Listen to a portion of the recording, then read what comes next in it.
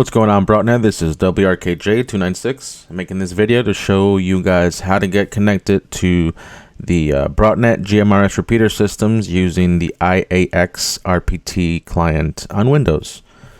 So first things first, you're going to want to go ahead and open up broadnetgmrs.net, open up a browser, go to the website. If you haven't done so already, go ahead and register. Once you register, you will receive an email from the Broadnet letting you know that they've approved your request to join the website. And now you can go back to the website and sign on to my account, or sign on, log in, go to my account, then go down to where it says DV Switch Access.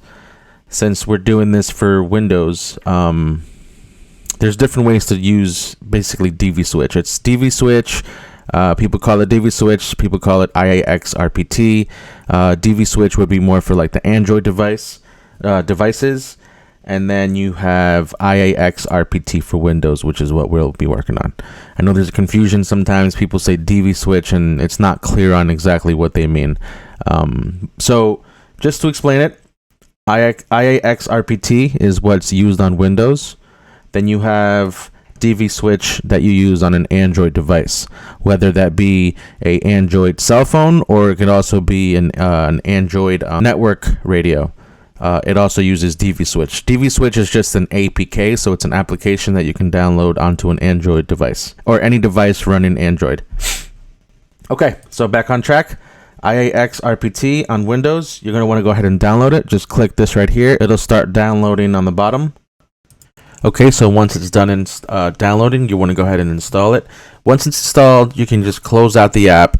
You're going to want to ask or request access to use the DV Switch, or in this case, the iaxRpt client. So go back to the Broadnet website, and on the banner, the orange banner that you see there, go ahead and click that. That'll automatically send the Broadnet an email letting them know that you're requesting access to basically go into their hub.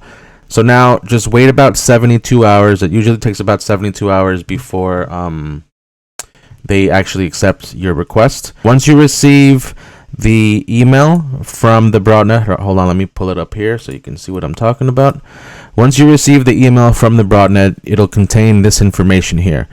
Obviously, I crossed out my password because I don't want to, just to avoid any confusion.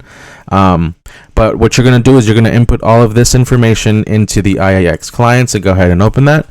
Once you have that open, as you can see here, this is a blank slate. So this is what yours will look like as well when you first open it. You're going to want to go up here to Options, go to Accounts, hit Add. And then under account name, just put 1423. That'll be the hub that we'll be connecting to.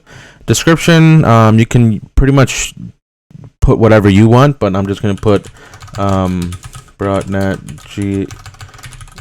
GMRS Repeater Systems. Can't type.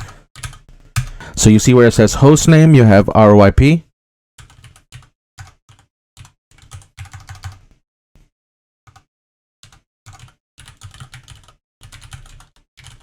And now make sure everything here is spelled correctly, because if you make one mistake, it's not going to work. It has to be exactly the way they send it to you.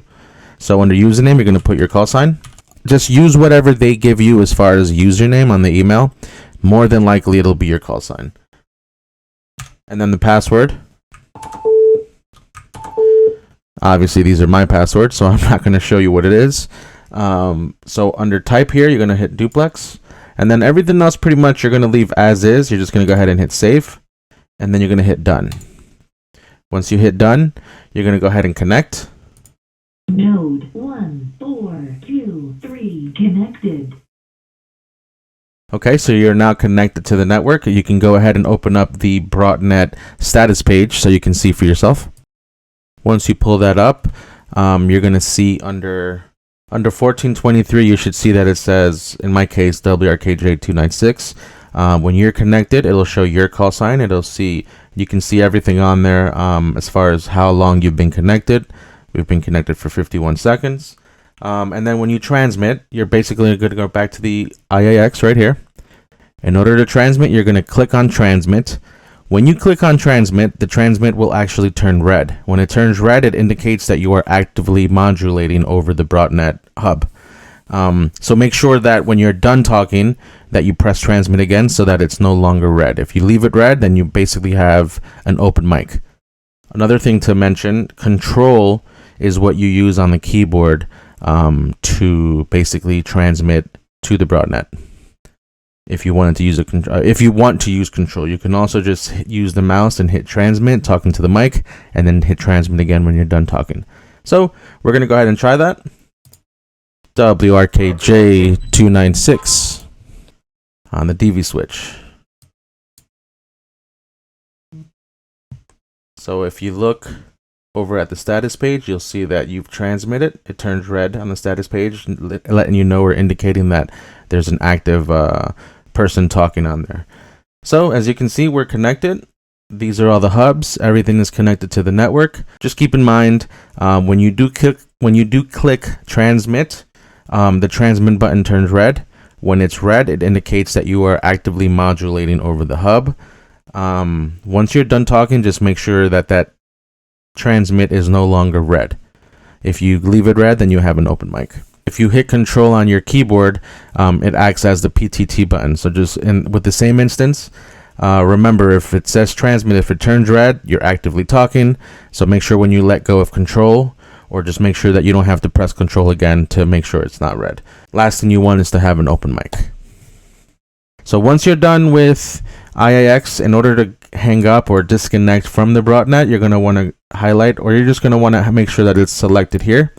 Go ahead and disconnect. And if you look at the status page, you can see that your name is no longer under the 1423 hub. All right. I hope this video helps and explains how to connect to the Broadnet GMRS Repeater Systems using the iax client on Windows. If you guys have any questions, leave them down below, regardless of what platform this is going to be posted on. And if you have any issues that you run into that it doesn't necessarily line up with this video, just, go ahead and call out if you are able to connect via Zello, or if you're able to connect to the Broadnet via RF, or just if you haven't done so already and you're on Facebook, you can go ahead and visit us at Broadnet GMRS Repeater Systems, or actually it's under Broadnet GMRS on Facebook. You can go out on there, send the request, answer the questions, and I'll be posting videos on there. In fact, this tutorial will probably be posted on there. And there's some other ones that I've posted, and I do plan on doing live streams for the nets on Thursday nights at 8 p.m. So make sure you guys tune in. The live streams will go up on Facebook. It'll either be Facebook or YouTube, but they'll be on the Facebook page. So if you haven't done so already, go ahead and join the group.